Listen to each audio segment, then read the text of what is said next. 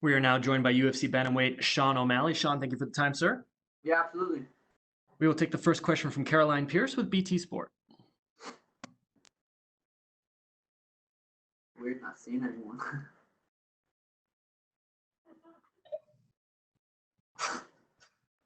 Caroline, you're unmuted and good to go. Hi, Sean. I've got to say, I love the hairstyle. Tell us about this choice for Fight Week. It's kind of happened. I wanted to do it. I think we had talked about doing it for my debut actually, but I wanted to get a couple wins in UFC and then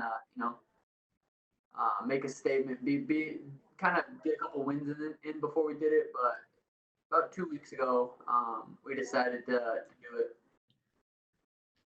Well, it certainly looks good, and it's definitely a statement. Look, you have been making a statement in the UFC so far, and you said that you want a viral knockout, a knockout that's going to go viral against Eddie Wineland. What does that look like? Talk us through how the perfect finish will look for you. Yeah, last time I said those exact words on the viral knockout, I ended up knocking out David Nuzzo in spectacular fashion. In my opinion, it's a little biased, but one of the sweetest knockouts ever. And I feel like this is going to be a perfect matchup for something like that to come about. What makes this such a perfect matchup for you? You've said that previously, you said it earlier this week, that it's the perfect opponent for you to showcase what you do. Why is that? Low hands are low. He's a brawler. He's not going to come out there and try to lay on me.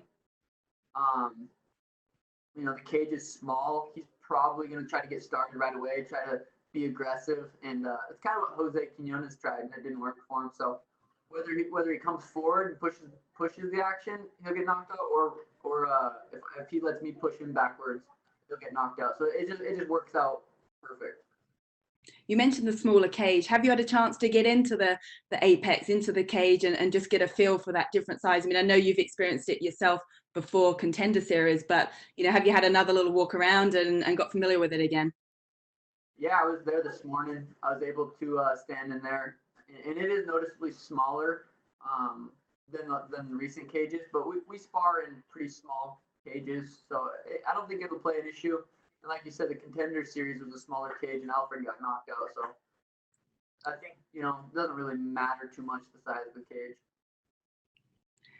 Now, do you think the stakes are higher for you in this fight than they are for Eddie? I mean, Eddie's been around a long time. He's trying to sort of stay in amongst it. But for you, you're on this surge upwards. Is there a certain amount or a feeling that, the stakes are high for you, especially given the other bantamweight talent that are on the UFC 250 card this weekend?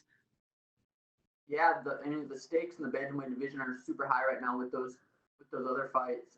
Cody, Assunção, Aljo, and Corey.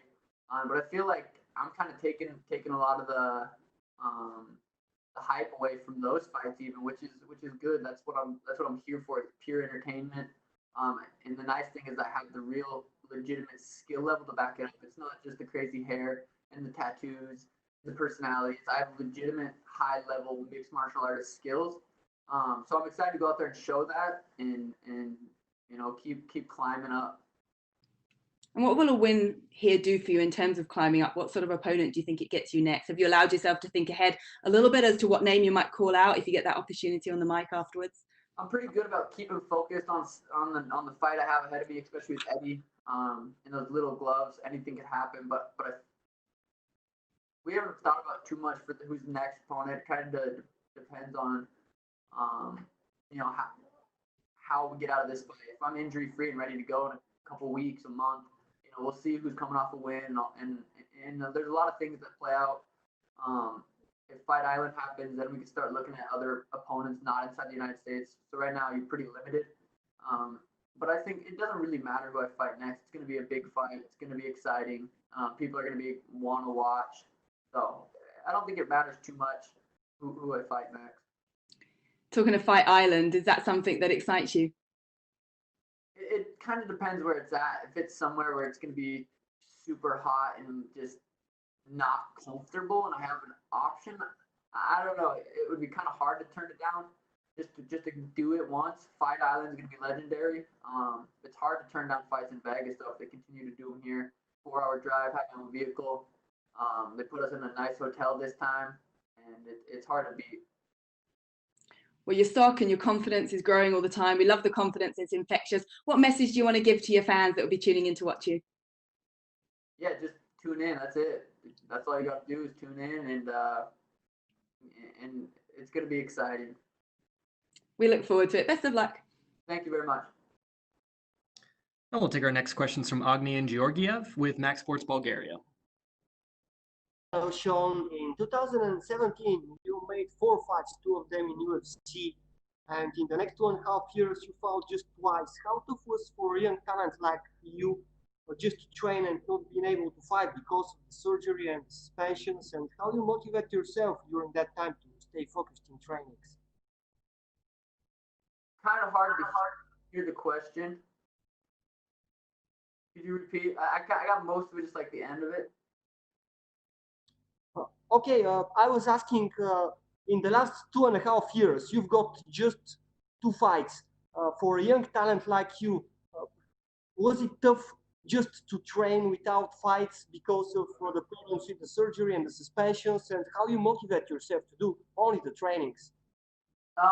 It wasn't hard to continue to train for a while there. Right after, the news that I wasn't able to fight, it was definitely a little depressing, and it wasn't like I was getting up in the morning excited to go to the gym.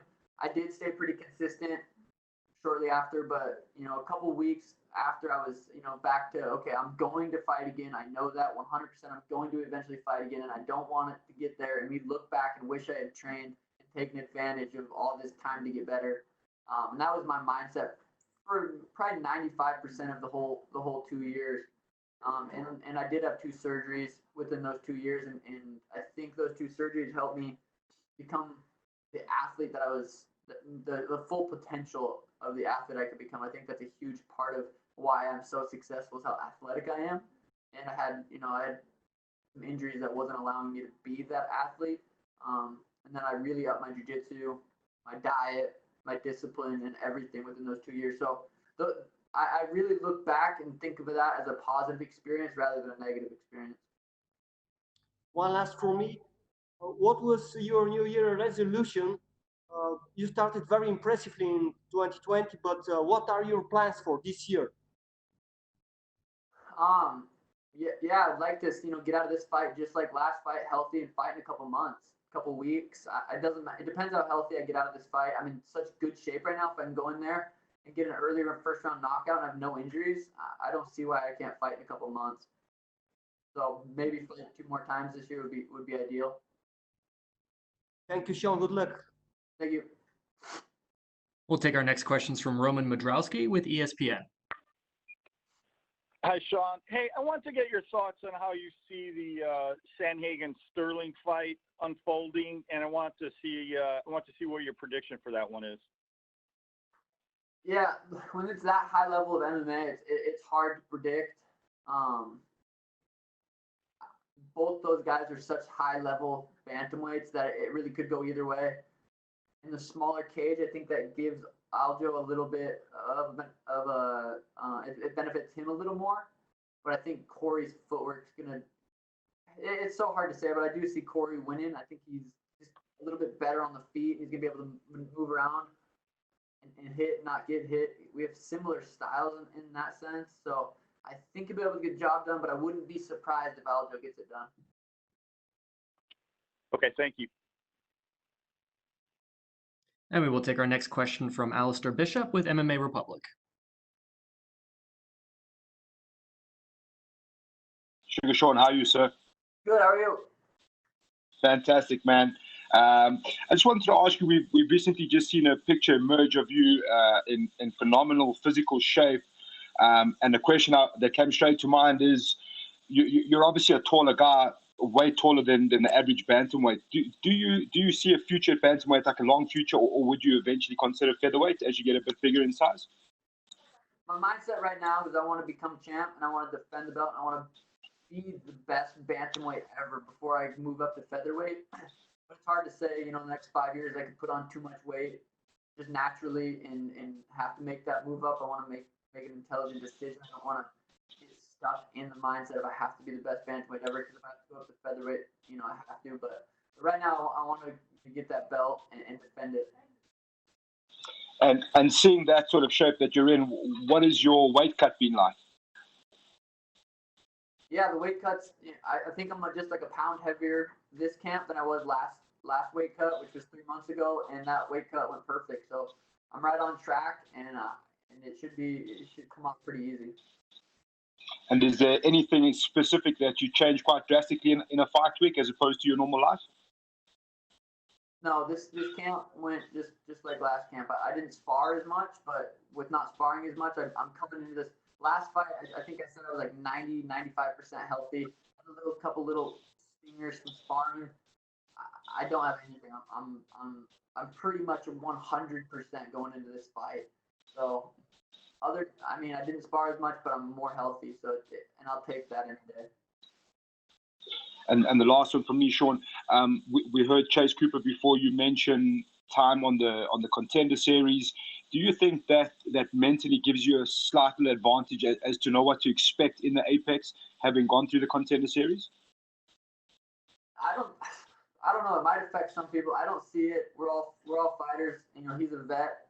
I feel like a vet. I've had over 30 fights since I was 16 years old. I've fought in cages. I've fought in rings. I've fought in all different. I don't think it matters.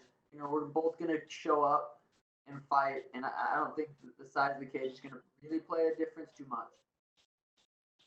Fantastic, thank you, and all the best. A lot of South Africa will be tuning to watch you fight, and good luck, man. Thank you, I appreciate it. And we will take our last set of questions from Rodney Edgar with Cageside Press.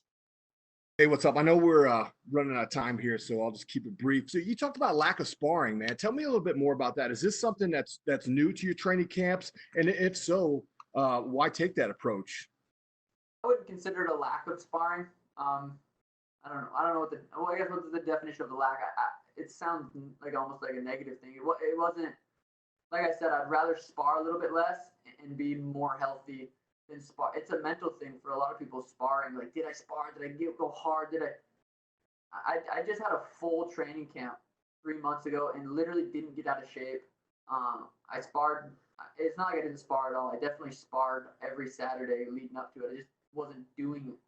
I wasn't sparring on Wednesday. I was sparring once a week, and it was actually really nice, really beneficial because you spar Wednesday and Saturday, you get injured a little bit Wednesday, it affects your Thursday, Friday, and then you're sparring Saturday with a little injury, and that affects the next week. So I was able to have a really, really healthy camp, this fight camp, which is pretty rare if you talk to most fighters. And I didn't feel the need to get hit in the head more. I think I probably will continue to do my camps like that. I talked to you before the last fight there at the Apex, and we both agreed that, hey, this was a tall order because you had the layoff. But then when you got in there, you had an amazing performance. I know every time that you win, it kind of just gives you a buzz, gives you a pep in your step, and that compounds with each win. So how does your confidence feel compared to how it did? I mean, I know you're a super confident guy, you always have been, but obviously it's got to be through the roof at this point, no? Yeah, it's the confidence, just like I've said before, it comes from the hard work that I'm putting in, the disciplined lifestyle that I'm living. It's not just my training, it's my sleep, my recovery, my diet, my mindset. It's all those things that add up, plus the training I'm doing, that really gives me that confidence, that true self-belief that I have in myself.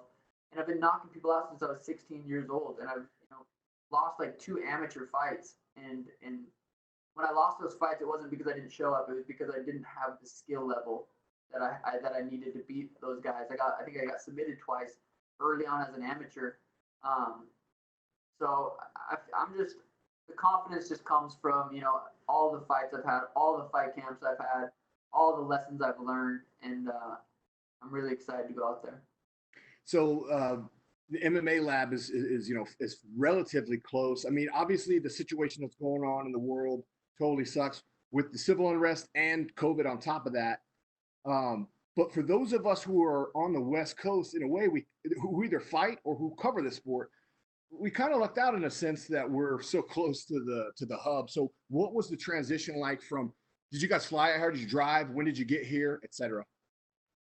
Yeah, my training camp, the lab did close down for a little bit, but Tim has his gym, who's my head coach. So we just had practice at his place. We invited a couple people, and it was super. It was actually really nice. It was a good camp. And then the lab had, smaller classes eventually towards the end of camp, so we were able to go there. We drove in on Monday morning and got set up. So we usually come Sunday, Monday before fight week, just a day or two early, get situated, and it's been good. Fight week's been good. Everything pretty much went perfect. One more real quick before you get out of here. So, I have to ask all Contender Series alum, you're one of the OG Contender Series guys because you fought in that sweat box over there at the Ultimate Fighter gym. Are you a little bit jealous when you see what these guys are getting nowadays, or do you go, you know what, I'm an OG, so it kind of gives me a little chip on my shoulder? Yeah, I mean, unless I get asked about it, like now, I literally don't think about it. It doesn't come up too much, but I guess it was pretty cool to be able to fight in a different place than they have them now. It was pretty OG. I think looking back at when I'm all done, when it's all said and done, it'll be, I'll be a legend of the Contender Series. Thank you, sir. Thank you so much, Sean. That is all the time we had for you, sir. Awesome. Thank you, guys.